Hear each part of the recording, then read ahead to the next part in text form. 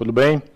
Meu nome é Luciano Azevedo, eu sou professor livre-docente da Faculdade de Medicina da Universidade de São Paulo, sou superintendente de ensino do Hospital Sírio-Libanês e atual presidente do Instituto Latino-Americano de Sepsi. Eu sou ainda coordenador do Curso Nacional de Atualização em Terapia Intensiva, que é feito pela disciplina de Emergências Clínicas, em parceria com a Manolha Educação, e esse é um dos eventos do Curso Nacional de Atualização. Esse é um webinar gratuito que foi realizado, a gente teve que realizá-lo de uma forma mais acelerada, exatamente por conta de tudo que está acontecendo no mundo inteiro e principalmente aqui no Brasil.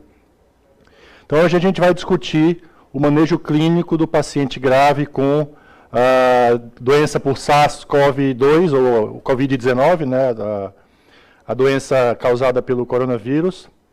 E um comunicado importante, então, que tem que ser feito é que essa apresentação, esses slides, esse PowerPoint, foi realizado em 18 de março e ele está baseado nas melhores evidências disponíveis até o momento. Então, nós estamos numa situação de pandemia, a gente tem pouca conduta baseada em evidência e muito baseada em comunicação pessoal, de profissional, de locais que têm um número elevado de casos. Então, assim, a gente não consegue se responsabilizar por mudanças em condutas sugeridas nessa aula. Tudo pode, por exemplo, antes de eu vir para cá, eu vi a publicação de um artigo no New England falando do antiviral, que eu vou comentar com vocês mais para frente. Então, isso muda muito rapidamente, essas mudanças ocorrem muito rapidamente. Então, essa apresentação é o que a gente tem de melhor disponível até agora.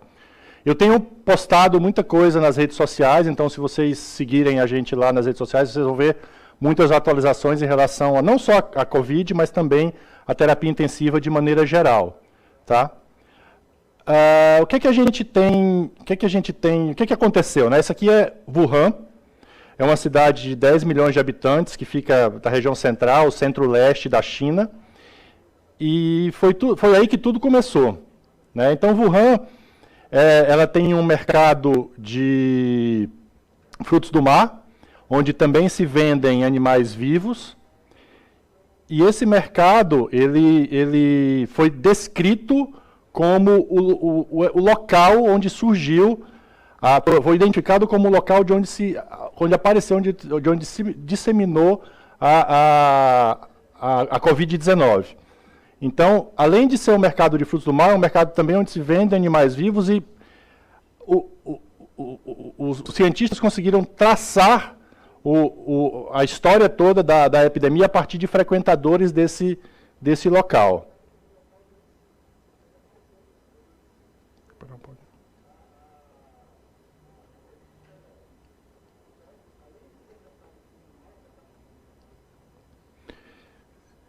A discussão é se isso não aconteceria por conta de uma contaminação, né? Esse vírus causador do Covid-19, ele poderia ter sido responsável a partir de uma contaminação por morcegos, né? E o hábito dos habitantes chineses de se alimentarem desses animais exóticos poderia ter sido a causa dessa pandemia, dessa epidemia.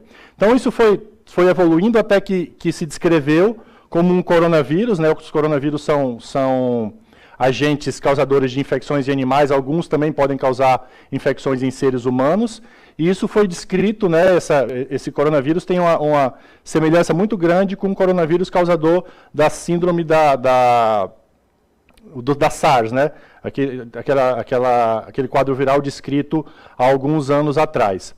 E é muito claro que isso deve acontecer novamente, né? Por exemplo, nessa revisão publicada em 2007, os autores já comentavam que a presença de um grande reservatório de vírus parecido com o vírus da síndrome respiratória aguda grave, né, de coronavírus parecido com o vírus da SARS, em animais, em morcegos, junto com a cultura de alguns povos do Oriente de se alimentarem desses animais exóticos, poderia causar essa transmissão aos seres humanos e, consequentemente,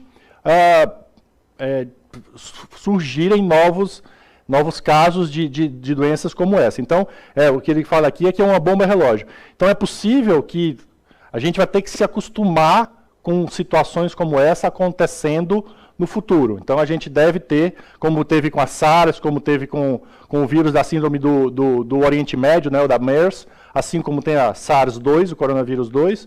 Então, a gente deve ter que se acostumar e nós devemos estar preparados para pandemias como essa acontecerem no futuro. Então, o que está acontecendo hoje vai ser uma grande lição para nós, em termos do que deve acontecer, do que pode vir a acontecer no futuro, caso a gente não melhore essa situação. Por que isso acontece? Então, o fato da gente estar com uma economia muito desenfreada, né, muda muito o avanço das cidades, o fato da população viver muito mais em cidades do que antigamente, muda muito a distribuição geográfica desses animais. Assim, o fato do mundo estar muito globalizado favorece, né, então as viagens de avião internacional favorecem a disseminação dessas epidemias. Então, tudo isso junto forma um caldeirão que sugere fortemente que nós vamos ter novas epidemias por esses vírus emergentes, digamos assim, por esses vírus oriundos de animais que acabam passando acabam passando para os seres humanos no futuro. Então, essa é toda o timeline, né, toda a evolução temporal. O primeiro caso foi em dezembro de 2019. A partir daí se vinculou esse caso ao mercado, né, de animais vivos e de frutos do mar lá de Wuhan, e começou-se a ver a disseminação desse coronavírus para outros países, primeiro dentro da China. A China agiu controlando, fazendo uma quarentena em Wuhan, impedindo que os habitantes de lá, depois de um determinado tempo, saíssem da cidade. Isso controlou a epidemia, né, na China, até que, em 11 de março, a ONU, a Organização Mundial da Saúde, declarou a pandemia, ou seja, já tinha acometimento por Covid-19 nos 5 continentes, tirando a Antártida, e a epidemia foi declarada, então, uma pandemia. E o que a gente tem hoje, né? Os dados epidemiológicos, o que a gente tem hoje de evolução? Esses dados mudam muito rapidamente. Ontem à noite eu consultei o site da Johns Hopkins, mostrando o número de casos no mundo todo, estava com menos de 200 mil. Eu fiquei esperando exatamente para o hallmark de 200 mil, que aconteceu quando eu verifiquei hoje de manhã. Quando eu verifiquei hoje, no final da tarde, já estava em quase 220 mil, e agora, se vocês forem olhar no site, já deve estar muito, muito acima de 220 ou acima disso. Então, é uma evolução muito rápida dessa pandemia. Claramente, os países mais acometidos, né, então, o número de casos confirmados mais comum está acontecendo na China, né, o segundo país onde tem mais casos é a Itália. A gente vai falar um pouquinho da epidemiologia da Itália nos próximos slides.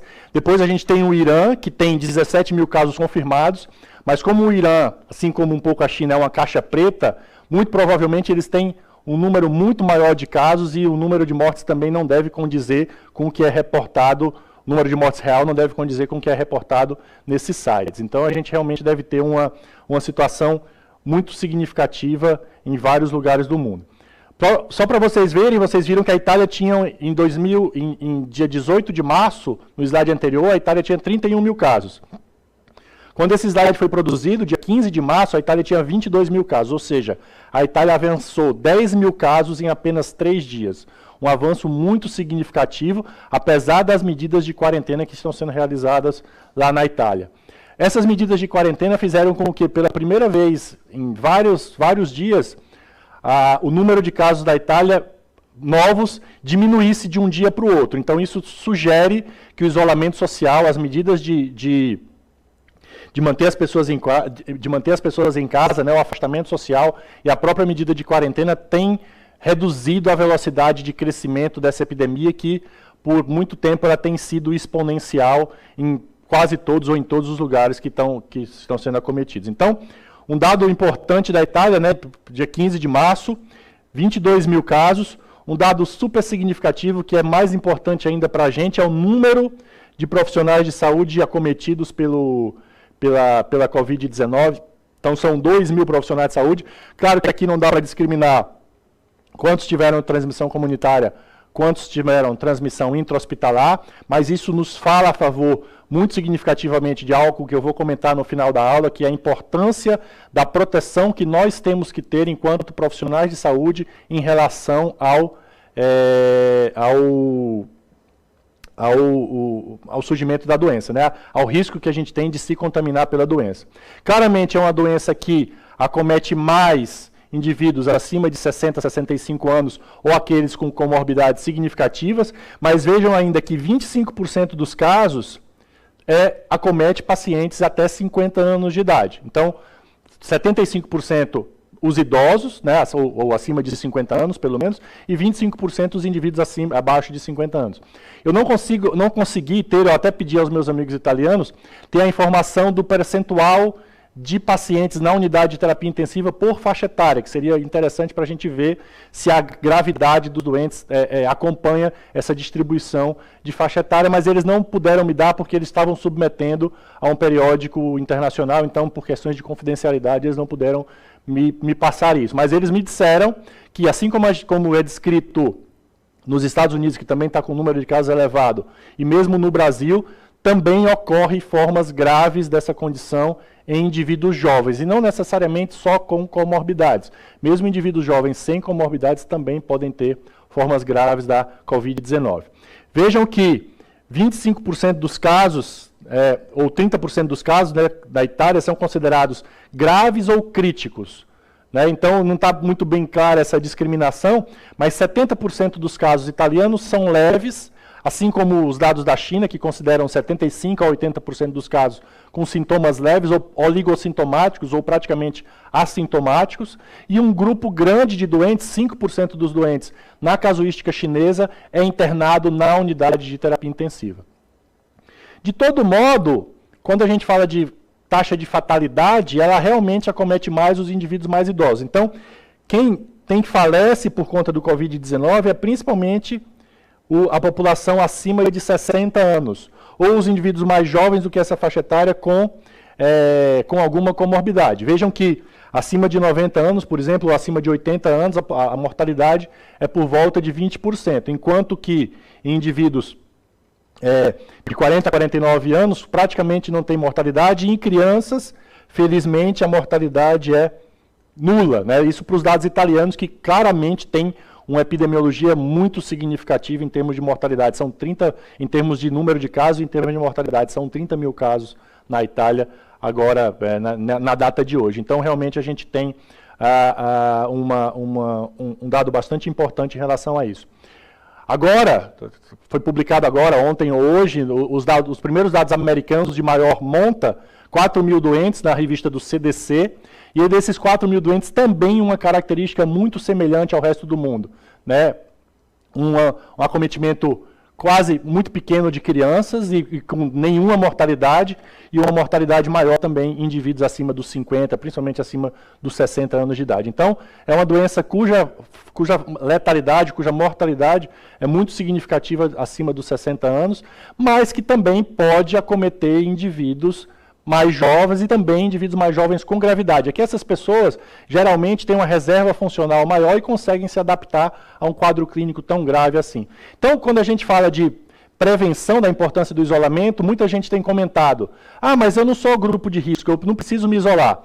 Mas você por si só, individualmente, pode não ser grupo de risco, mas você com certeza pode, se você não se isolar e não fizer medidas para a contenção da epidemia do ponto de vista individual, você pode transmitir essa condição, e a transmissão de indivíduos assintomáticos é descrita, tá? Tem paper na Science recente, está lá no Instagram, vocês podem dar uma olhada. Então, indivíduos assintomáticos e oligossintomáticos podem transmitir. Então, eu posso, sendo mais jovem, não ter nenhum sintoma ou ser oligossintomático, dor de cabeça, um mal-estar discreto, e transmitir, por exemplo, para o indivíduo idoso ou para o indivíduo com comorbidade do meu círculo de relacionamento, da minha família, por exemplo, e, consequentemente, aumentar o risco dessa pessoa ter uma forma grave e morrer por causa da doença. Então, realmente é muito importante a gente ter uma consciência coletiva, mesmo que o meu problema individual não seja grave, se a minha situação não seja complexa, coletivamente eu posso gerar uma transmissão muito maior se eu não realizar as atividades sugeridas, né, pelas autoridades competentes, pelos governos e principalmente pelas entidades de saúde. Esse vírus ele é muito mais transmissível do que, por exemplo, o vírus da influenza. A letalidade, se você for somar tudo, eventualmente não é tão alta, né? Apesar do dado italiano nos dizer que é relativamente alta. Mas, por exemplo, o dado da China é de 2,5%, 3%. O dado da Coreia, que testou todo mundo, então aumentou o número de identificações dos casos, né? Inclusive de identificações mais leves, tem uma mortalidade muito mais baixa, menor do que 1%. Então, essa mortalidade ela é dependente de quem você testa. Se aqui no Brasil nós testarmos poucos pacientes e testarmos só os mais graves, a gente vai ter menos casos reportados e a nossa mortalidade vai ser maior. Talvez se aproxime da mortalidade da Itália. É isso que provavelmente vai acontecer com a política de testes que tem atualmente disponível no Brasil. É compreensível essa questão de testar todo mundo ou não testar, porque os insumos acabam com o aumento do número de casos, você não consegue ter insumos humanos, né, material humano, tem também insumos laboratoriais para conseguir testar todo mundo que tem sintoma respiratório. Então, realmente, torna-se difícil. É uma decisão muito complexa do ponto de vista político e do ponto de vista de saúde pública, essa decisão de quem você deve testar. Seríamos uma Coreia que testa todo mundo ou seríamos só uma Itália que testa só os indivíduos mais graves? Então, realmente é complicado do ponto de vista de política de saúde. Eu optei, gente, eu entendo que a situação é complexa, a situação é grave, mas eu optei por trazer alguma coisa para descontrair um pouquinho a gente, para tornar o ambiente um pouco menos pesado nesse contexto. Então, vocês vão ver alguns cartoons, algumas brincadeiras aqui para tentar amenizar um pouquinho essa situação que realmente é bem estressante, né? Todo mundo, principalmente nós profissionais de saúde e que trabalhamos, né, na linha de frente, que vamos cuidar desses pacientes no pronto-socorro ou na unidade de terapia intensiva, estamos num momento de significativo estresse por conta dessa condição. Então, vamos tentar tornar a coisa dentro do possível, obviamente, um pouco mais leve. Eu optei também, na descrição do quadro clínico, junto com o cuidado terapêutico, em trazer um caso que me foi reportado por um colega que atendeu esse paciente aqui no Brasil, está atendendo, então tem informação até recente desse indivíduo, né? Para a gente ter uma ideia das características clínicas e laboratoriais associados com o Covid-19. Então, é um paciente masculino de 68 anos, um paciente que tem um diabetes com controle ruim, tem epidemiologia positiva para a exposição ao SARS-CoV-2. Ele foi avaliado numa UPA inicialmente, a história dele era de febre, mialgia e tosse seca. Uma história bem sugestiva, mas também uma história bastante inespecífica, né? Assim, se você não pensar na possibilidade de Covid ou se você não pensar na epidemiologia positiva. Esse paciente não foi inicialmente testado, não foi encaminhado, ele foi medicado com sintomático e depois de 3 dias da primeira consulta, ele evoluiu com a dispneia, ou seja, piorou a questão respiratória, e aí sim, ao invés de ir na UPA, ele foi num hospital. Lá no hospital ele foi avaliado, sugerido esse quadro clínico, colhido um PCR para Covid-19 que foi positivo. Como ele tinha alterações na ausculta pulmonar, foi solicitado uma tomografia, um raio-x de tórax e uma tomografia desse paciente. Vamos ver então, baseado nas casuísticas que a gente tem disponíveis, quais são os principais quadros clínicos, quais são os principais sinais e sintomas que esses pacientes apresentam. Na casuística chinesa, nessa casuística aqui publicada no JAMA, quase a totalidade dos doentes tem febre. Não necessariamente durante a admissão, um percentual menor durante a admissão, mas a imensa maioria desses pacientes tem febre durante a sua internação hospitalar. Ou seja, então o quadro febril dentro desse cenário todo, é bem presente, é bem frequente nos indivíduos com Covid-19. Fadiga, depois tosse, principalmente seca, anorexia, um quadro de mialgia, dispneia, né, algum grau de expectoração, e diarreia, que seria esperado por conta das características do vírus, acontecendo no menor número de casos, né, acontecendo em só 10% das vezes. Eu gosto muito da Universidade da Califórnia de São Francisco, desse guiazinho, desse guia de avaliação clínica do paciente com Covid, porque ele nos fala do quadro clínico, ele nos fala dos dados laboratoriais, ele nos fala da microbiologia e ele nos fala da imagem. Então, por exemplo, paciente com epidemiologia positiva. Agora, a epidemiologia positiva é muito difícil, desde que a gente começou a ter transmissão comunitária, é muito difícil você conseguir caracterizar a epidemiologia positiva do indivíduo que viajou ou do indivíduo que teve contato com alguém que tem o PCR positivo para a Covid. Então, agora, a epidemiologia positiva fica deixada um pouco de lado. Mas se você tem um cidadão com epidemiologia positiva, com febre, com mialgia, com desconforto respiratório, com dificuldade para respirar, então você tem que considerar a possibilidade de Covid-19. Então aqui tem as características, né? A febre é vista em mais de 75% dos casos, a diarreia, náuseas e vômitos ocorrem em menos de 10%, a dispneia de 20% a 40% desses pacientes. Isso te ajuda do ponto de vista clínico. Depois você vai para o laboratório. No laboratório você tem dado muito interessante, que é considerado um dado que te ajuda a triar um risco maior ou menor de Covid, que é exatamente a presença de linfopenia.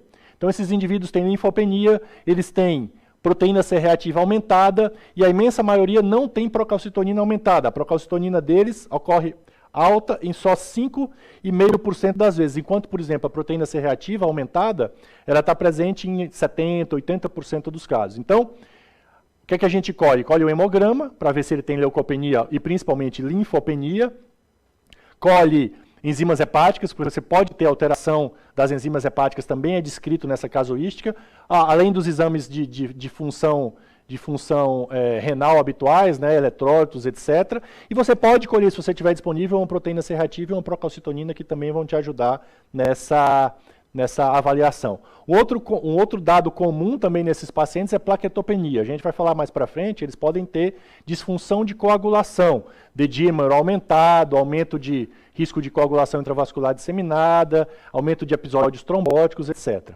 Depois você vai para a microbiologia. Então, na microbiologia você pode, né, se você tiver isso disponível, colher um painel viral desses pacientes e colher também o PCR, que geralmente é feito por SWAB, o PCR para o Covid-19.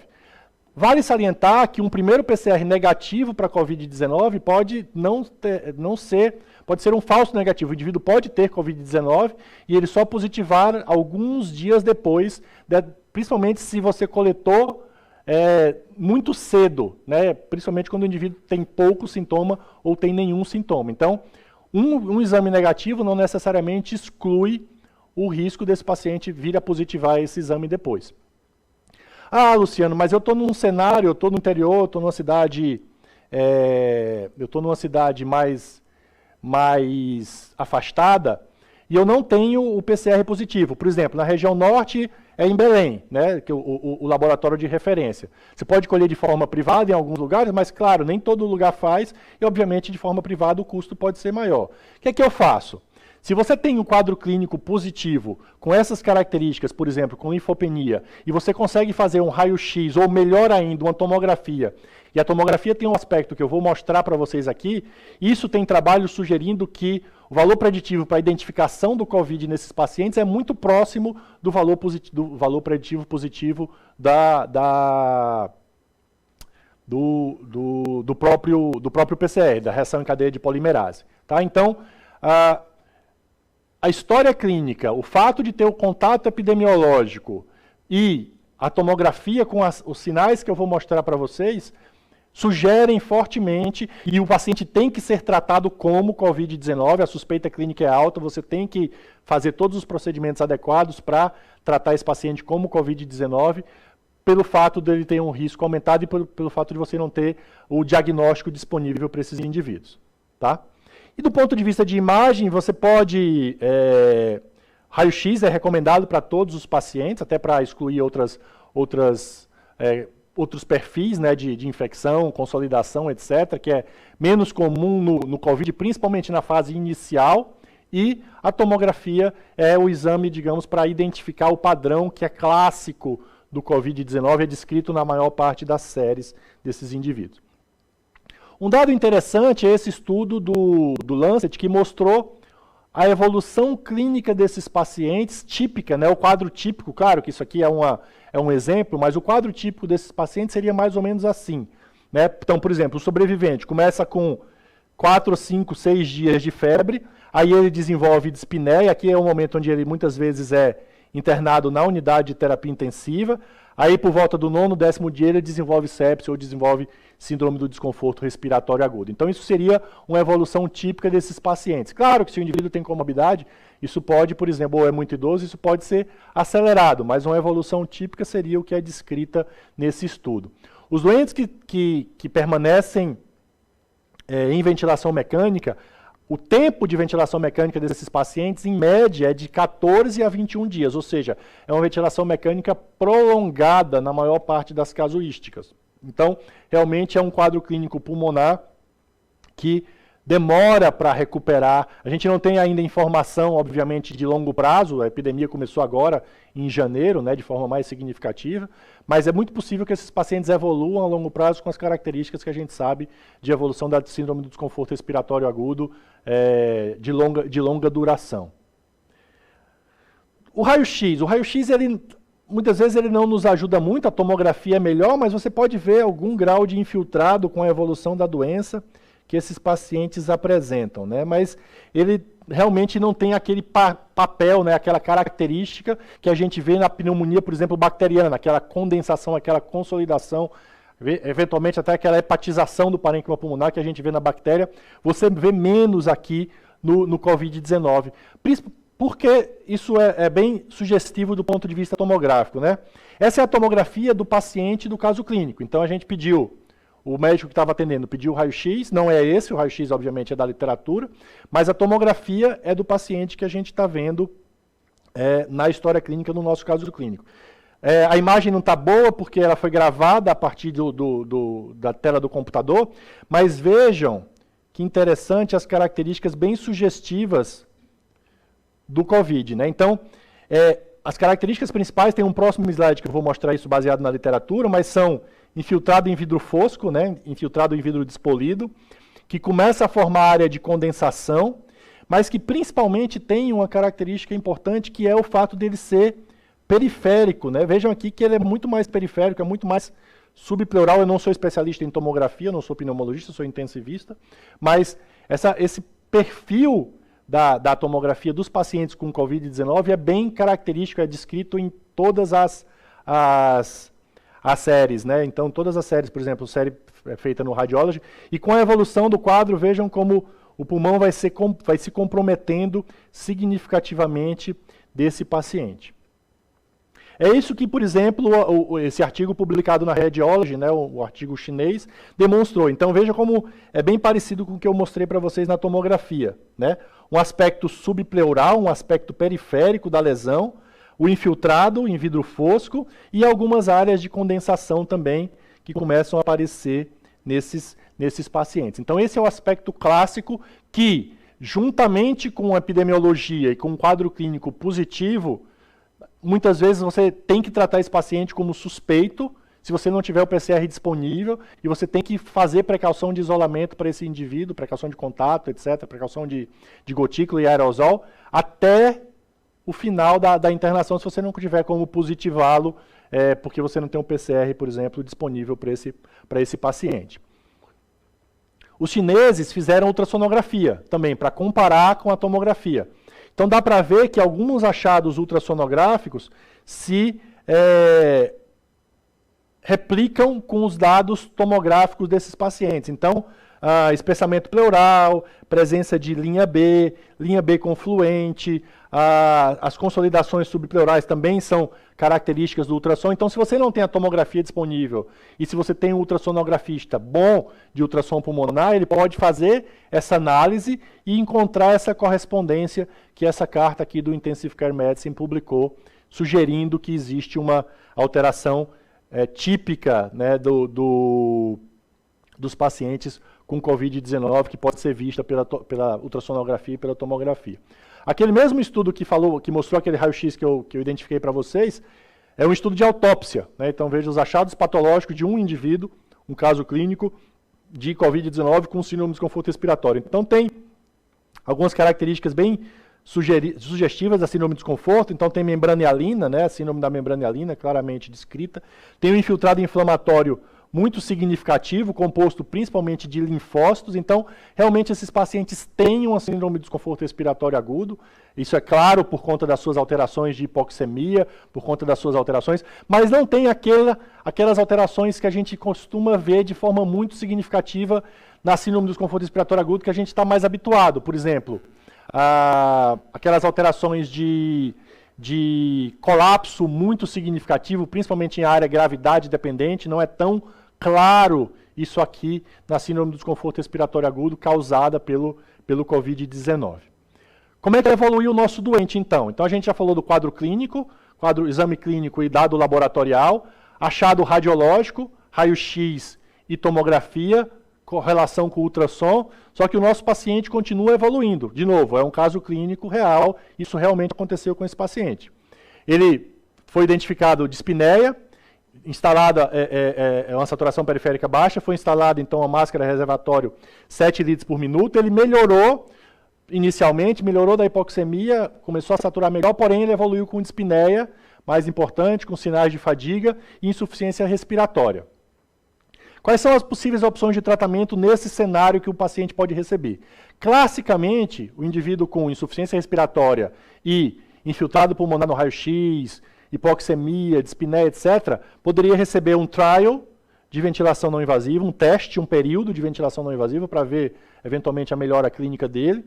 Poderia receber o catéter nasal de alto fluxo, né, que é uma alternativa mais recente, que não está disponível tanto nos hospitais brasileiros, né, alguns hospitais particulares, principalmente, alguns do SUS também já têm, muito mais envolvidos em pesquisa, etc., mas não é todo lugar que tem, ou ele pode ser submetido à intubação orotraqueal. O que é que vocês fariam nesse paciente? Intuitivamente, se não fosse Covid-19, a gente poderia fazer um trial de ventilação não invasiva ou catéter nasal de alto fluxo.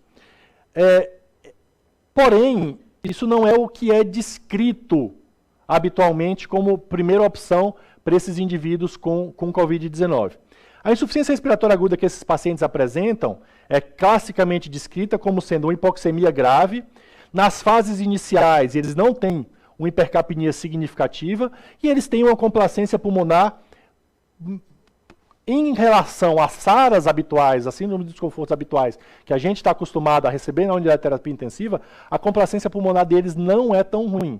Eles não têm uma complacência pulmonar tão deteriorada quanto o que a gente vê. Frequentemente está acima de 50 a complacência pulmonar desses pacientes.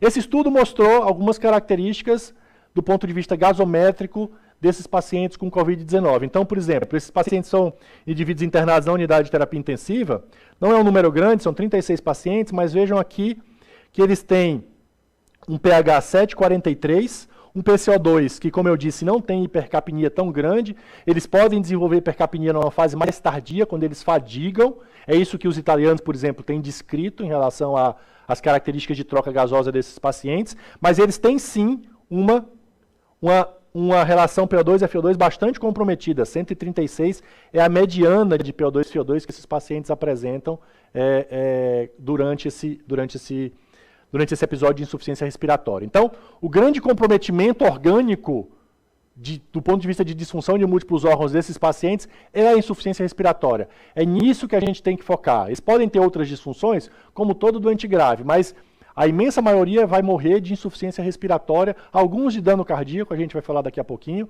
mas a imensa maioria vai ter desconforto respiratório, vai evoluir com SARA grave, e alguns vão evoluir com SARA grave, e os que morrem vão ter essa característica.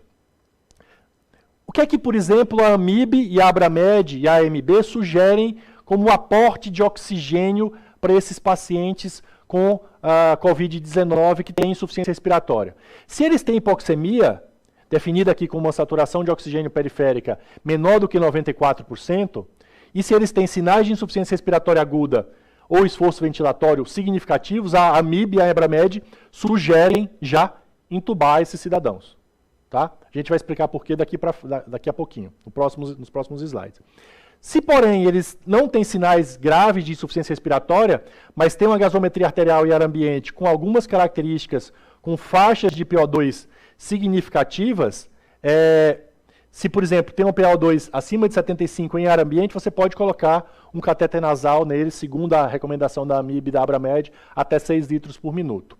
Se ele tem uma PO2 mais limítrofe, você parte para uma máscara com reservatório, e se a PO2 dele é muito baixa, abaixo de 60, você parte para intubação orotraqueal, de acordo com as recomendações da AMIB e da Abramed.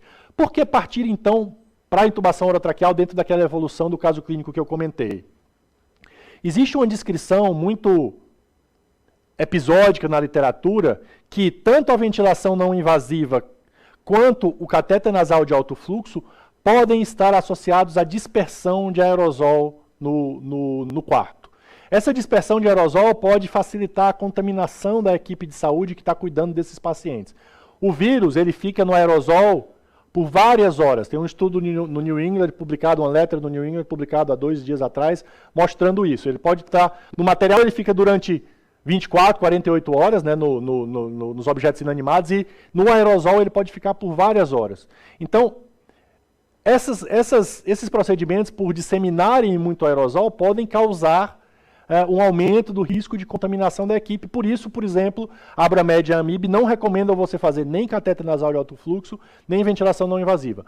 Os italianos, que estão com a sua casuística lá, infelizmente, enorme, o Maurício Secconi estava me dizendo, há 2 dias atrás, que eles estão nas UTIs italianas com 1000 pacientes ventilados com síndrome do desconforto respiratório, ou com insuficiência respiratória, síndrome do desconforto, por Covid-19. Então, é muito paciente. Claro que com esse cenário, você não tem ventilador muitas vezes para todo mundo. Se você não tem ventilador para todo mundo, você vai ter que usar, você não vai deixar o paciente com insuficiência respiratória, você vai ter que usar máscara, você vai ter que usar a ventilação não invasiva, e os italianos têm recomendado você usar o helmet, você usar o capacete para a ventilação não invasiva desses pacientes, porque talvez, em teoria, diminuísse a quantidade de aerosol no recinto.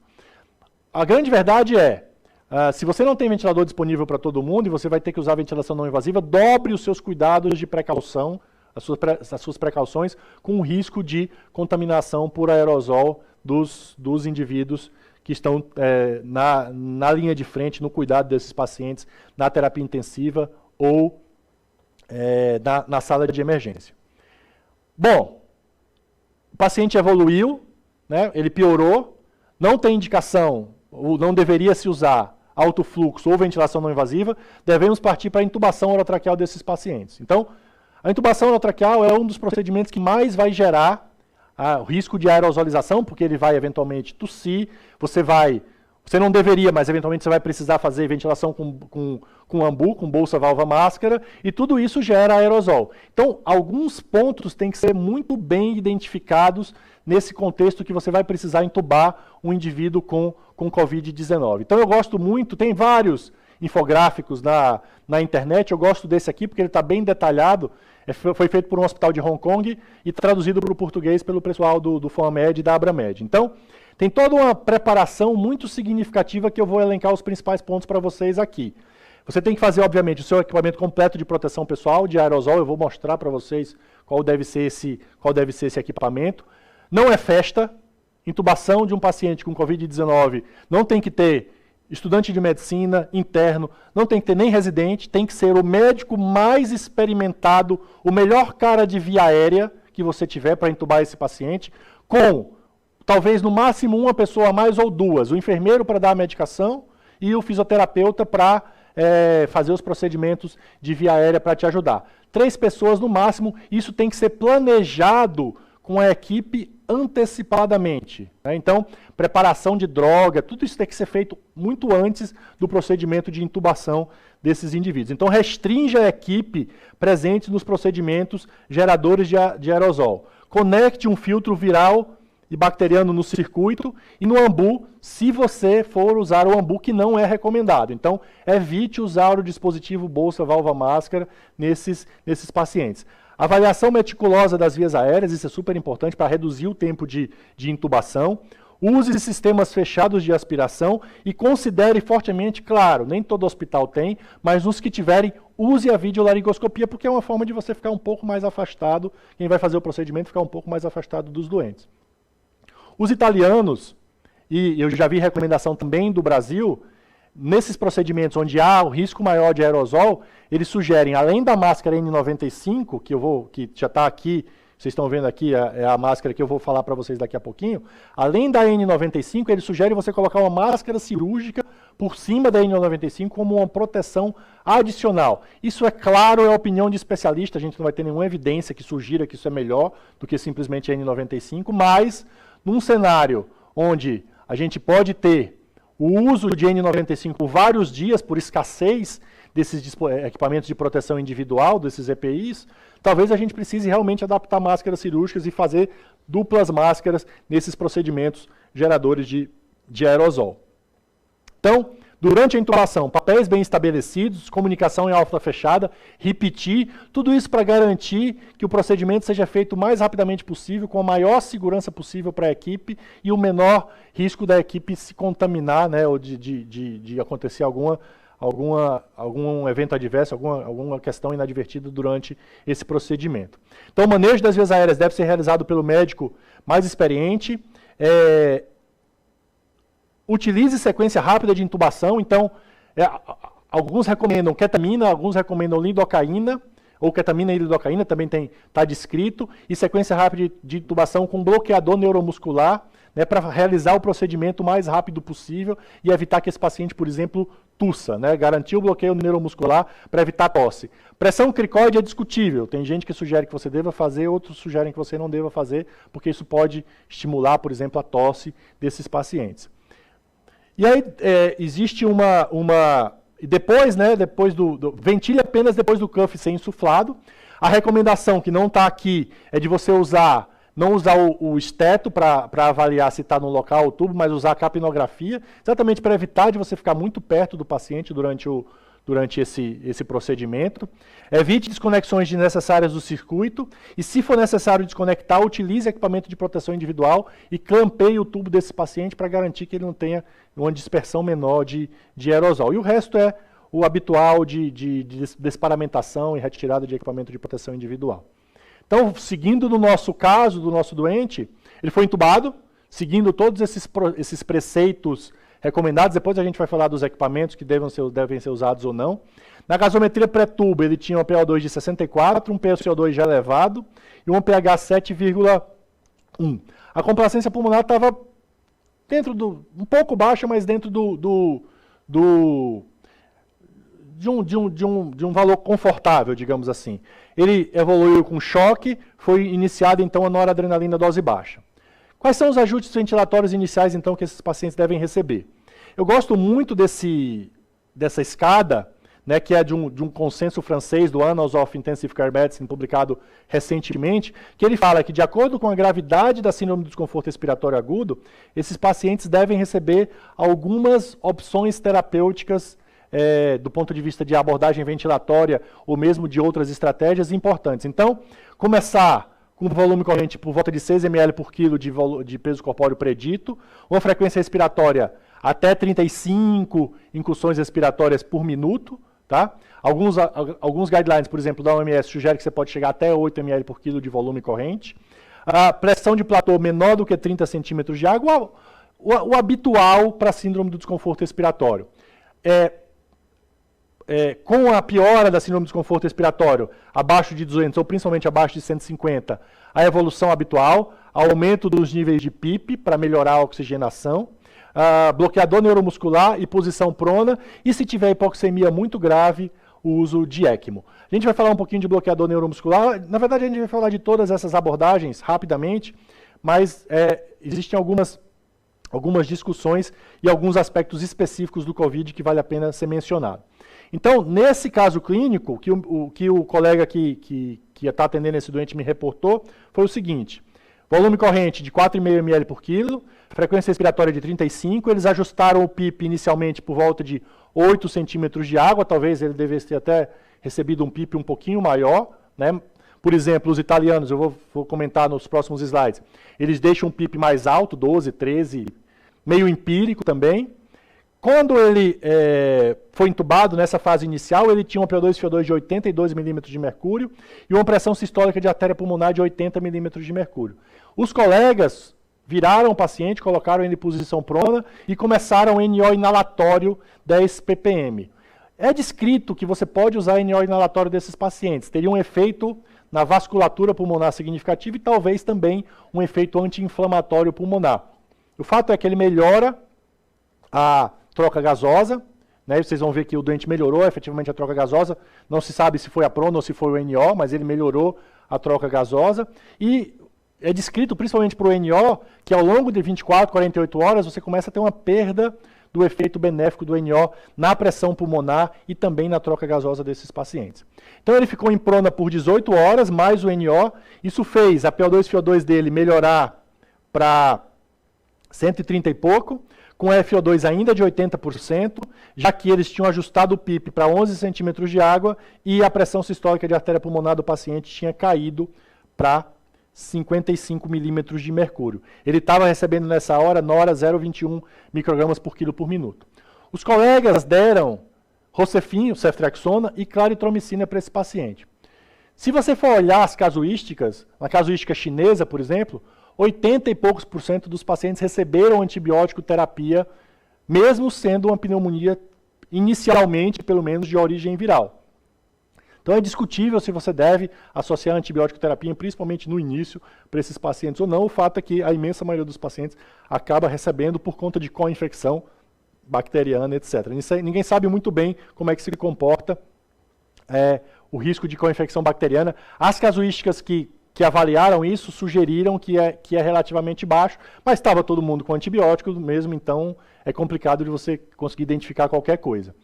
Hoje, agora, esse paciente estava então, com PO2-FO2 próximo de 150, um PCO2 bem melhor e já tinha melhorado da sua troca gasosa, já estava com FO2 por volta de 50% aproximadamente. Então, demonstrando uma melhora clínica significativa com essas intervenções.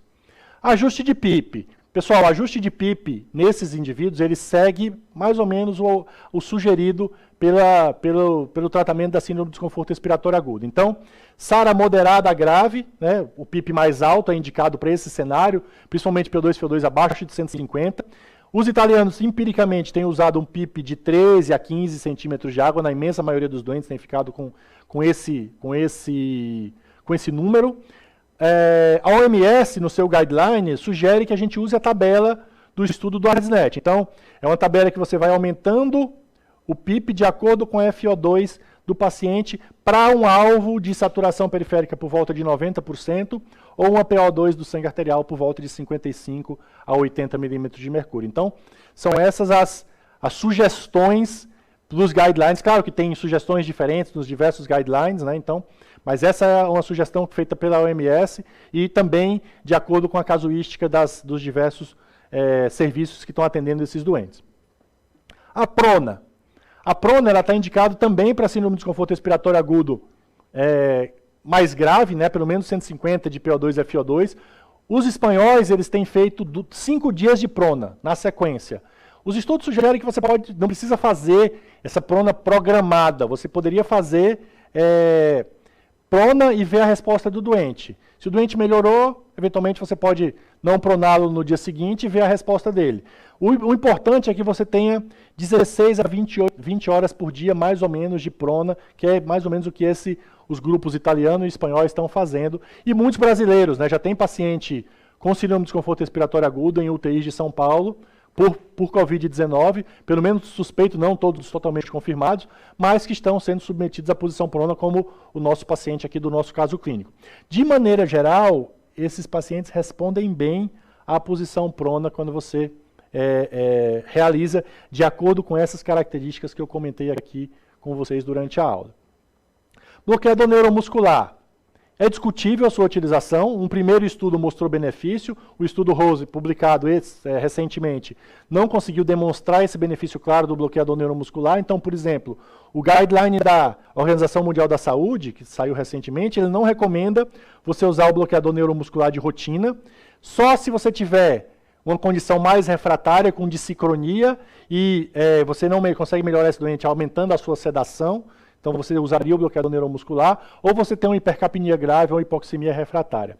O mesmo vale para a manobra de recrutamento, então não tem ninguém recomendando manobra de recrutamento de rotina para esses pacientes, muito provavelmente por causa do estudo brasileiro, do estudo ART, que sugeriu um efeito deletério da manobra de recrutamento. Então, os guidelines têm sugerido, né, que também a gente não tem as características específicas dessa pneumonia para dizer, é tudo opinião de especialista, porque a gente não tem a avaliação desses doentes, então eles não têm recomendado o recrutamento de forma rotineira para esses indivíduos, só realmente o aumento do PIP e a posição prona e alguns usar o bloqueador neuromuscular.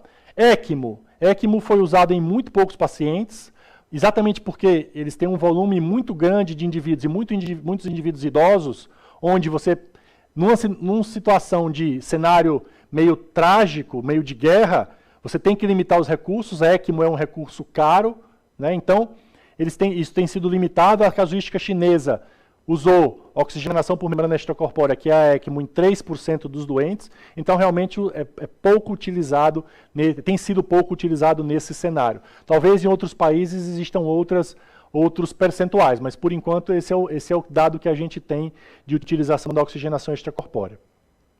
Outros cuidados que esses pacientes devem receber. Isso é uma publicação, um comentário do JAMA, também bastante atual, né, que sugerem que, além dessas abordagens para ventilação protetora, posição prona e oxigenação por membrana extracorpórea, outros cuidados habituais que esses pacientes devem ter é avaliar antibiótico precoce, né, empírico para possível pneumonia bacteriana, considerar a ventilação mecânica invasiva, como eu disse para vocês, não ficar na ventilação não invasiva por um tempo prolongado, e uma estratégia conservadora de fluido. A descrição dos italianos é que a disfunção hemodinâmica desses pacientes não é grave.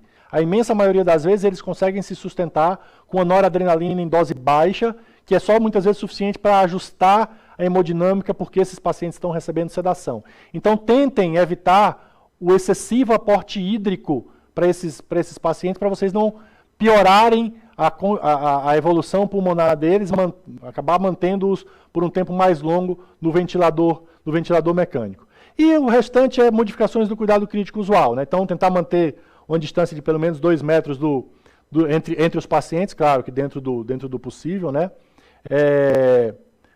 Tentar admitir esses pacientes para quartos privados, etc, etc, etc. Então, tem algumas características importantes. Essa apresentação, pessoal, já antecipando para vocês, eu vou disponibilizar nos grupos de WhatsApp que a gente faz parte. Eu espero que vocês disseminem, compartilhem essa apresentação para que a gente tenha mais alguma informação a respeito de como tratar esses pacientes. Tem muita informação já, ainda bem que num cenário como esse, tem muita informação já disponível na internet gratuita. Então, por exemplo, o UpToDate liberou todo o seu material de Covid de forma gratuita. Todos os artigos, Lancet, JAMA e New England, mesmo Intensive Care Medicine, estão disponibilizados de forma gratuita na internet. Então, a gente tem muito material. As sociedades também estão elaborando seus guidelines, a Organização Mundial da Saúde, a AMIB, a Abramed, eles estão fazendo realmente uma disponibilização de bastante material para esses pacientes. E a gente aqui, o time da Manolha Educação, está elaborando uma plataforma, um repositório de artigos, onde eu vou colocar essa apresentação e vou colocar todos esses artigos, e a gente vai ter também aulas disponíveis para vocês aí nesse contexto de Covid, para que a gente possa, de novo, o objetivo aqui é compartilhar a informação, é disseminar a informação para que a gente possa tratar os doentes da forma mais adequada possível. Alguns comentários sobre outras disfunções orgânicas. Além da disfunção respiratória, é descrito, principalmente nas casuísticas da China e um pouco de relato dos Estados Unidos, um comprometimento cardíaco desses pacientes. Então, tem até uma descrição de que esses pacientes teriam um componente de miocardite. Alguns dos óbitos desses indivíduos seriam por causa dessa inflamação cardíaca, que nas autópsias não foi tão clara assim. Mas eles têm claramente elevação de troponina, várias casuísticas mostraram. Alguns descrevem arritmias cardíacas. Os italianos descreveram também alterações ecocardiográficas, né? Então, um componente de... Então, esses pacientes deveriam fazer ecocardiogramas de observação periódicos, porque eles podem ter um componente de derrame pericárdico, de comprometimento cardíaco, e também é descrito o surgimento de morte súbita, que num cenário como esse de gravidade também não dá para ser tão claro se é de origem cardíaca ou eventualmente por conta de hipoxemia grave que eles podem ter, etc, etc. Então, por exemplo, esse estudo aqui é uma letter do Intensive Care Medicine, mostrou que os indivíduos que morreram aqui em vermelho tiveram um aumento muito maior da troponina e da mioglobina, como também da proteína C reativa, do que os indivíduos que não morreram, sugerindo um comprometimento cardíaco causado por essa condição. A avaliação desses pacientes pelo quadro clínico, do ponto de vista de causa de morte, mostrou mais da metade morrendo por insuficiência respiratória e um número elevado, 30 e poucos %, com um componente misto de insuficiência respiratória, mas também de dano miocárdico. Então, sugerindo que a gente tem que ficar de olho do ponto de vista de comprometimento cardíaco desses pacientes. Outra coisa que poderia explicar a morte súbita, e que também foi comentado pelos italianos nas discussões que houve em relação conosco, do Brasil, em relação ao Covid-19, é o fato deles terem disfunção de coagulação. Então, um percentual significativo evolui com alteração da coagulação, plaquetopenia, D-dímero aumentado, como vocês estão vendo aqui, mais presente nos não sobreviventes do que nos sobreviventes. Nesse estudo, o D-dímero alto foi um preditor de mortalidade, de tal maneira que, como terapêutica adicional, esses pacientes devem receber profilaxia para trombose venosa profunda. E os italianos até têm discutido, têm comentado que D-dímeros muito altos eles estão anticoagulando de forma sistêmica esses pacientes. Eu nem de propósito não coloquei isso na aula, que eu já acho um pouco mais controverso, mas profilaxia de TVP, certamente de trombose venosa profunda, esses pacientes devem receber durante o seu tratamento. Além das vitaminas, né, aqui a gente pode ver um paciente que está duplamente tratado, né, ele está prevenido, ele está tratado com vitamina. O que a gente pode fazer de terapia farmacológica para a Covid-19? Então, na verdade, a gente não pode fazer nada, porque nenhuma dessas terapêuticas aqui tem evidência clara na literatura. Então, tudo tem evidência limitada, a gente precisa de ensaio prospectivo randomizado. A Organização Mundial da Saúde, no seu guideline, sugere que a gente não deva administrar nenhum tipo dessas terapêuticas. A cloroquina, por exemplo, ela tem dado laboratorial, dado in vitro, não dado de doente, sugerindo que ela tem um efeito benéfico no vírus da SARS, né, nesse coronavírus. O remdesivir também não temos informação. Nós temos uma informação que chegou para a gente hoje, às 6 horas da tarde, que é um estudo que foi feito com o lopinavir e ritonavir, publicado no New England, um estudo que tem sérias limitações metodológicas, um estudo pequeno, com uma variação grande dos pacientes, mas que não demonstrou benefício do lopinavir e ritonavir em vários desfechos que eles avaliaram em pacientes com Covid-19, um estudo, obviamente, chinês. Tá? Então, nós não temos nem evidência para a vitamina. E o corticoide? O corticoide é uma das grandes dúvidas, né? Há alguns dias atrás foi publicado um estudo retrospectivo num periódico chamado JAMA Internal Medicine, que sugeriu que é um estudo de corte, então não é um ensaio prospectivo randomizado, está longe de identificar evidência, mas ele sugeriu que a metilprednisolona poderia ser útil nesses pacientes. É um estudo cheio de limitações, de novo, uma variabilidade muito grande dos pacientes, um intervalo de confiança enorme, então não dá para sentir firmeza na indicação de corticosteroides. Os italianos têm usado num cenário onde você vê um paciente com um perfil inflamatório mais aumentado, uma PCR muito alta, um quadro febril persistente, então eles têm sugerido a utilização do corticoide, mas é muito controverso. A recomendação, por exemplo, da Organização Mundial da Saúde é de não utilizar esse tipo de medicamento. O que os profissionais da saúde podem fazer, então, para a gente tentar evitar a contaminação por Covid-19? Então, eu acho que isso é um dos principais aspectos que mais aflige a nós, profissionais da saúde, né? Porque, claro, nós vamos cuidar desses pacientes durante várias semanas, né, e vários plantões, isso tem sido cada vez mais claro. O que a gente pode fazer para se proteger? Então, tem várias sugestões, né,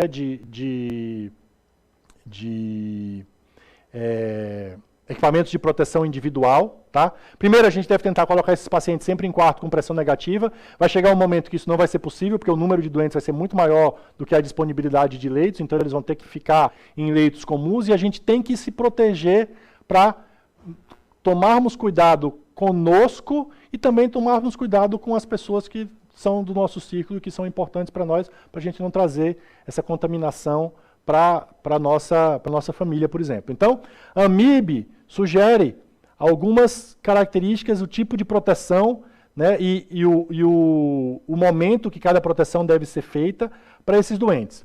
Então, por exemplo, a AMIB sugere, né, todo tipo de assistência na unidade de terapia intensiva, seja ou não procedimento gerador de aerosol, esses pacientes têm que ser tratados por profissionais que estejam usando máscara N95, óculos ou protetor facial, obviamente luvas. Os italianos até recomendam 2 luvas em procedimentos tipo intubação orotraqueal, avental, de preferência impermeável, waterproof, né, resistente à água, e obviamente higiene de mãos. Qualquer outro procedimento que não tenha necessidade por exemplo, não seja paciente na UTI ou que não tenha procedimento de gerador de aerosol, o que é o procedimento de gerador de aerosol?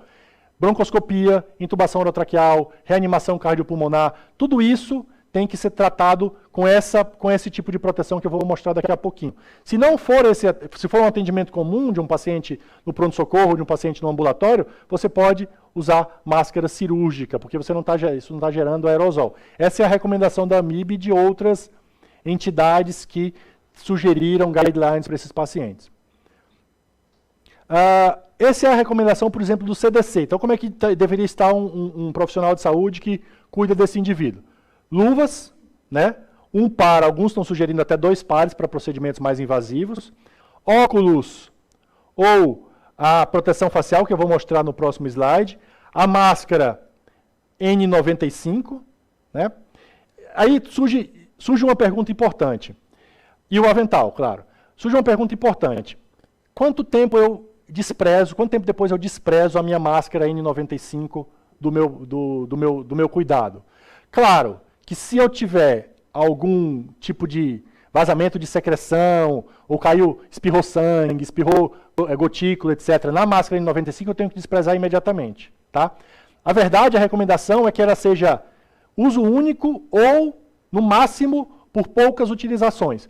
Porém, a gente sabe que, certamente, muito provavelmente, a gente vai ter uma escassez de máscara N95 se a gente começar a usá-la para todo o procedimento que vai ser feito para esses pacientes. Tá? Então, o que é que, por exemplo, a Sociedade Brasileira de Pneumologia e Fisiologia sugerem? Usar essa máscara N95 por um tempo mais prolongado e sempre que for fazer o procedimento, colocar junto uma máscara cirúrgica, exatamente como os italianos sugeriram para a intubação.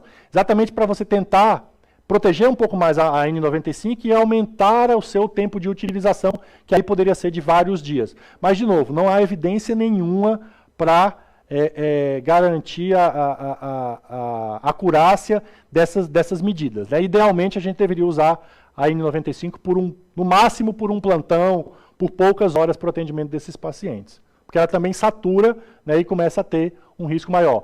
Dado importante, pessoal. Pessoas que trabalham em unidade de terapia intensiva e têm barba, obviamente, indivíduos do sexo masculino, raspem a barba. Ou deixem no máximo ela bem rala, porque a barba muito espessa dificulta a adaptação da máscara na face e, então, isso pode aumentar o risco de você ter alguma contaminação por aerosol. Esse é o meu amigo Daniel, que bateu essa foto e mandou para mim, no momento que ele estava avaliando, entrando na UTI do Sírio-Libanês para avaliar um paciente com Covid-19. Então, adicionalmente, né, além do óculos, você tem a opção de usar o escudo facial, o face shield, que te protege mais nessa avaliação aí desses indivíduos. Um outro aspecto super importante, a gente sai de casa, vai para o pronto atendimento ou para a unidade de terapia intensiva, dá o nosso plantão e depois a gente tem que voltar para casa. Como é que a gente faz então para diminuir o risco da gente trazer esse vírus para a nossa família? Né? Claro que não existem evidências relacionadas a isso, mas eu gosto muito desse tipo de de slide que estava disponível no Twitter, né? E que muita gente está fazendo. Então, sugestões. Está aqui, a gente pode adaptar para a nossa realidade, mas sugestões. Ter um sapato para o trabalho, e esse sapato ficar no máximo no trabalho ou dentro do seu carro, por exemplo. Colocar a roupa que você usa no trabalho, tomar banho depois do plantão, se você estiver disponível no hospital, ou imediatamente assim que chegar em casa. Né? Obviamente, remover qualquer tipo de ornamento, né, que você possa ter. Cuidados de esterilização com outros utensílios como celular, como crachá, que a gente frequentemente esquece. Tudo isso, então, tem que ser feito para que a gente possa garantir o menor risco possível para os nossos familiares, né, por causa da possibilidade de contaminação pelo coronavírus. Eu acho esse slide, essa figura também está muito disseminada na internet, eu acho ele um pouco exagerado, poético demais.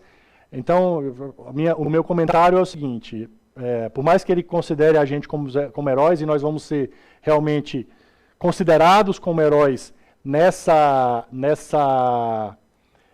cenário que a gente está vivendo e que a gente deve viver nas próximas semanas, a gente precisa lembrar que nós somos, antes de heróis ou de qualquer outra coisa, nós somos profissionais.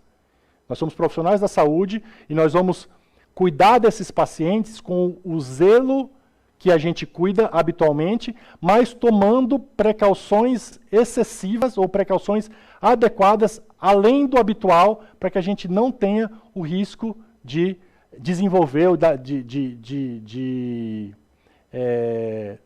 vir a desenvolver a infecção ou vir a se contaminar ou contaminar alguns dos nossos familiares. Então, tem alguns relatos na literatura de profissionais que continuaram trabalhando, mesmo sem os equipamentos de proteção individual adequados, e que tiveram contaminação e que eventualmente faleceram por causa dessa infecção e por causa dessa falta de cuidado. Então, nós vamos ser considerados heróis, né? Herói é uma definição muito subjetiva. Para alguns, jogador de futebol é herói ou pessoa do Big Brother Brasil é herói.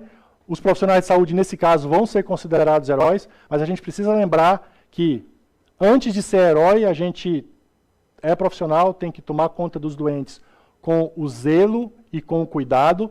Essa é uma circunstância onde a gente vai ter um número muito grande de doentes e não vai dar para fazer,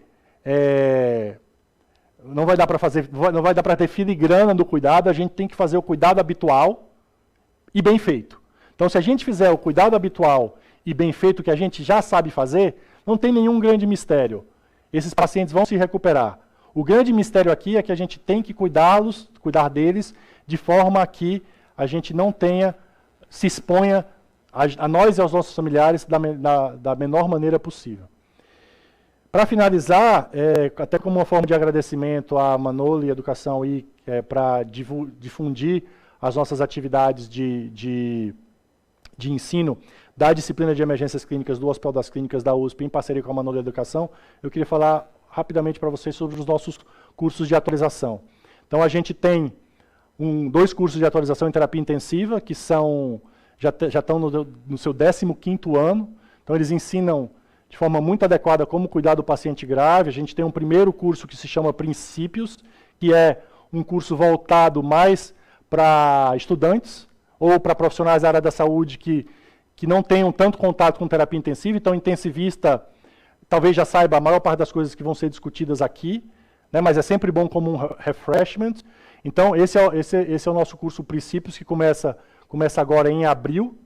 E a gente tem um curso também chamado Avançado, onde aí sim a gente discute algumas particularidades do cuidado do paciente grave de forma mais pormenorizada. Então, a gente discute, vai ter uma aula de Covid nesse curso, claro, a gente discute meta-análises, a gente discute as principais controvérsias do cuidado dos pacientes críticos, né, que envolve desde a sua transição da gravidade até a sua gravidade máxima na unidade de terapia intensiva. Então, a gente tem esse perfil de cursos para vocês, e gentilmente a editora Manolo a Manolo Educação disponibilizou um código para um desconto, né, para as pessoas que quiserem se inscrever no curso. Esse é o o local de inscrição do curso de terapia intensiva. E a gente tem também, já está no seu 5º ano, um curso de atualização em ventilação mecânica. Já que ventilação mecânica vai ser um tema muito importante nos próximos meses, por causa dessa discussão toda de tratamento da SARA, por causa do Covid-19, lá a gente discute, feito por fisioterapeutas e médicos, a gente discute os principais tópicos com muito mais detalhe. Então tem uma aula só de ajuste de PIP, tem uma aula só de posição prona. A gente discute com muitos mais detalhes o cuidado ventilatório desses pacientes, com Covid-19, sem Covid-19, com insuficiência respiratória de maneira geral. Era isso, pessoal. Muito obrigado pela atenção de vocês. Agora a gente vai responder algumas perguntas que estão disponíveis no nosso chat.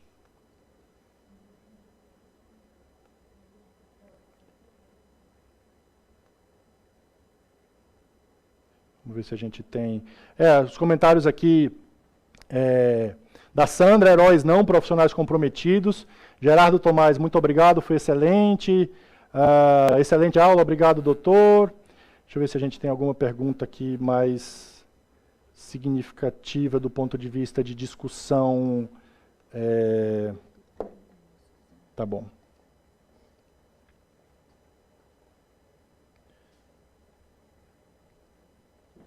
A Jussara, por exemplo, a Jussara Lacerda está perguntando se já existe mesmo uma vacina.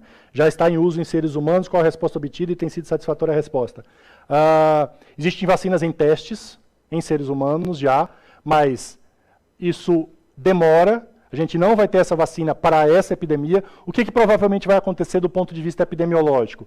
Nós teremos um cenário de epidemia durando alguns meses, e se disseminando por provavelmente a imensa maioria dos países do mundo, se não todos, e depois o vírus, essa é a discussão, o vírus deve permanecer, como ele se disseminou, ele deve permanecer endêmico para nós. Então, a gente vai buscar uma vacina e muito provavelmente a gente vai ter uma vacina, vai ter que ter uma vacina disponível para esses pacientes, que tiverem o Covid-19 em 2021, 2022, 2023, etc. Porque nós vamos ter essa vacina disponível agora. Até que tenha sido feito o teste humano, até que tenha sido demonstrado o benefício, a capacidade da vacina de estimular o sistema imunológico, isso demora um certo tempo, então a gente não vai ter uma resposta agora do ponto de vista de vacina. O Lucian, ele faz a pergunta seguinte: qualquer laboratório pode confirmar o diagnóstico ou tem que ser os 3 laboratórios recomendados pelo governo? Então, cada vez mais o governo tem aumentado o número de laboratórios que eles chamam de... tem um nome específico, que são os laboratórios credenciados para realizar o teste. Então, muitos laboratórios particulares, por exemplo, aqui de São Paulo, já são credenciados. Nos laboratórios que não são credenciados, a gente tem que realizar o primeiro exame, a gente tem que realizar o primeiro exame, que pode ser nesse laboratório não credenciado, e a seguir a gente tem que confirmar num laboratório credenciado. Então isso talvez dificulte, num laboratório que, por exemplo, é o do governo, então isso talvez dificulte a realização desses testes de forma adequada, né, de forma acurada. Então isso pode ser que seja uma dificuldade no cenário do Covid-19. O IRC tem muita pergunta, pessoal. Vamos ver se a gente consegue responder a imensa maioria dessas discussões. O IRC, por quanto tempo um paciente infectado continua transmitindo o vírus? Por quanto tempo deve manter o paciente positivo isolado, no caso de ter sintomas leves e estiver em isolamento domiciliar? Por quanto tempo o paciente infectado continua transmitindo o vírus? Os dados de pacientes graves internados e na unidade de terapia intensiva mostram transmissão do vírus por, em média, 2 a 3 semanas. Tá? Então, é mais ou menos isso que esses pacientes transmitem, essa condição. Então, idealmente, deveria ser esse tempo. O governo andou reduzindo o tempo para... E paciente positivo andou reduzindo de 10 dias, 7 dias, etc. Mas assim, a gente sabe que isso pode se prolongar, esse tempo de shedding, que eles chamam, do vírus nas casuísticas da literatura. Tá? A Tainá pergunta o seguinte: qual a conduta em pacientes sem testes confirmados, porque está em falta de kit para teste em Santa Catarina, mas com sintomatologia de febre, tosse e coriza há 1 semana? Como diferenciar quem monitorar ou não? Sugestão: tosse, febre e coriza há uma semana, isolar o paciente no domicílio. Tá? Se ele não tiver nenhum outro sintoma, isolar o paciente no domicílio e observar a evolução.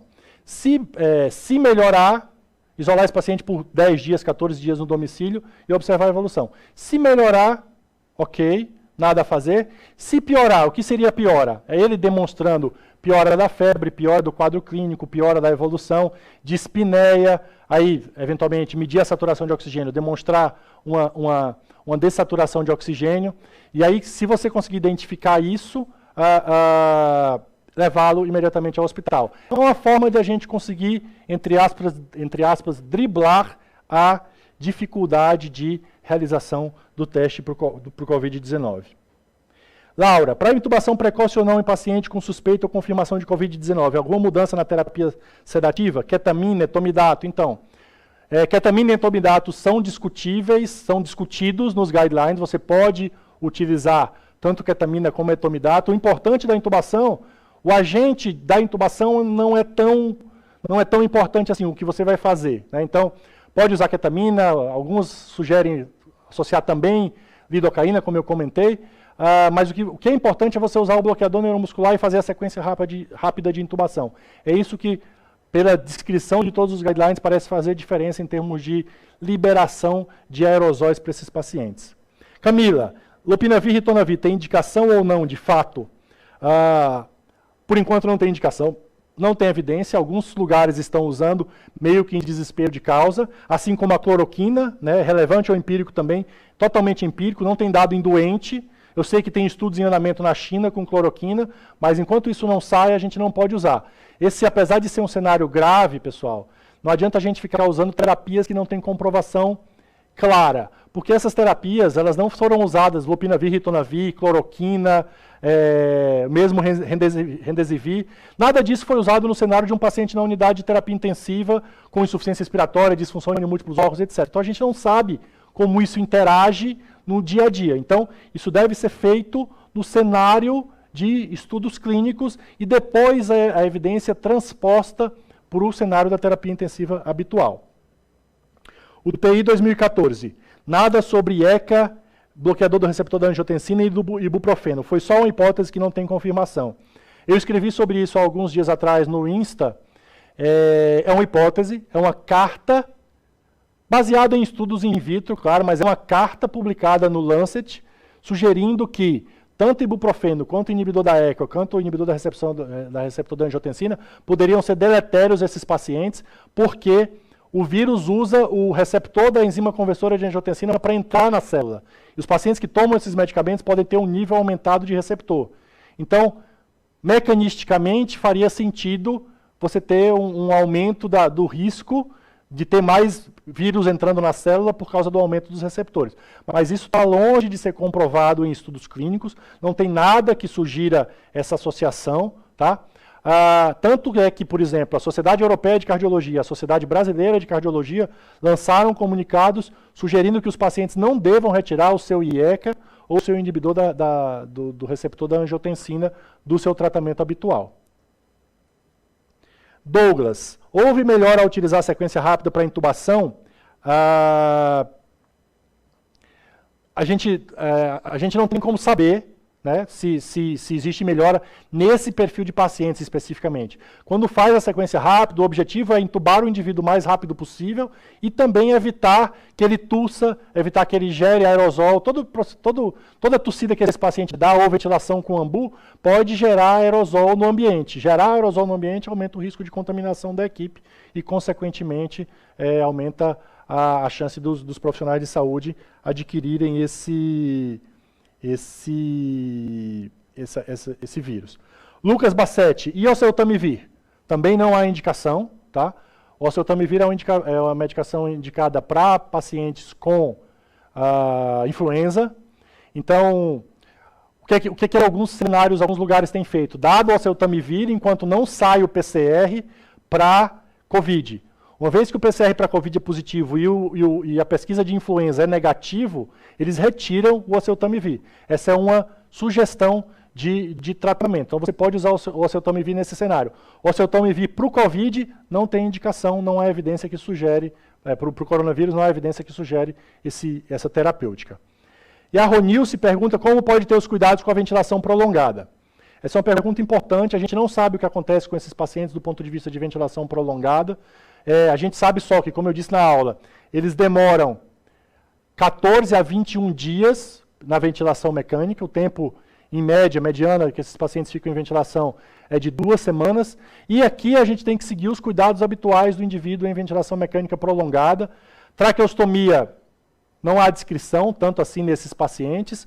O que tem é que as precauções devem seguir durante as precauções de aerosol e as precauções de gotícula, devem seguir durante a terapêutica desses pacientes. Dado importante, o que a maior parte dos hospitais tem feito? Colhe PCR periódico do SUAB e avalia, ou mesmo da secreção traqueal, do aspirado traqueal, e avaliam se esse paciente permanece positivo para COVID ou não. Um PCR negativo, depois de um PCR positivo com o tratamento, sugerem a remoção das precauções de aerosol e das precauções de gotícula que esses pacientes podem vir a precisar.